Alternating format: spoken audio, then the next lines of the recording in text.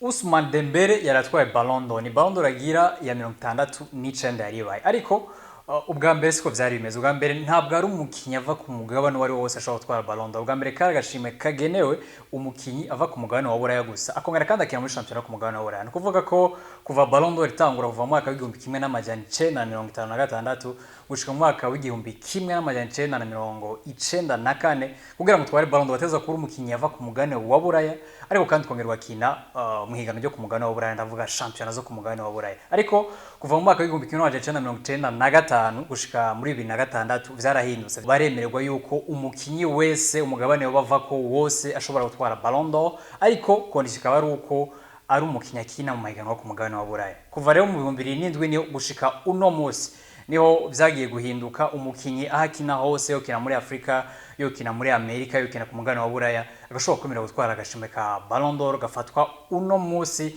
nk'agashimwe gahabwa umukinyi wa mbere ku isi. Kuva mu 2010 niho ikinyamakuru France Football catanga gukorana n'ishami ry'umupira w'amaguru ku isi FIFA, bajamo kugira ngo bashobore gutanga agashimwe ku mukinyi mwiza wa mbere ku isi. Ico gihe batanguye bakita FIFA Ballon d'Or, barafashanya haba gukorana hagati ya France Football na FIFA, ishami ry'umupira w'amaguru ku isi, bagenda barashimira abakinyi, umukinyi abaye mwiza ku isi. Kuva mu mwaka wa 2016 amasezerano yo gukorana hagati ya France Football n'ishami ry'umupira w'amaguru ku isi FIFA yarahagaze, bamwe barigenga. France Football ibandanya itanga ya Ballon d'Or yayo, ama FIFA nayo itunganya agashimwe kayo ku mukinyi wa mbere ku isi ako bitwa FIFA The Best. Ku munsi w'ejo ya 22 kwezi kw'icenda niho hariko haratangwa ubushimwe bwa Ballon d'Or butangwa n'ikinyamakuru France Football. Agashimwe ka Ballon d'Or ku ruhande rw'abagabo katwawe na Ousmane Dembele, umukinyi wa Paris Saint-Germain, mu gihe agashimwe ka Ballon d'Or ku ruhande rw'abigeme katwawe na Aitana Bonmati, umukinyi wa FC Barcelone.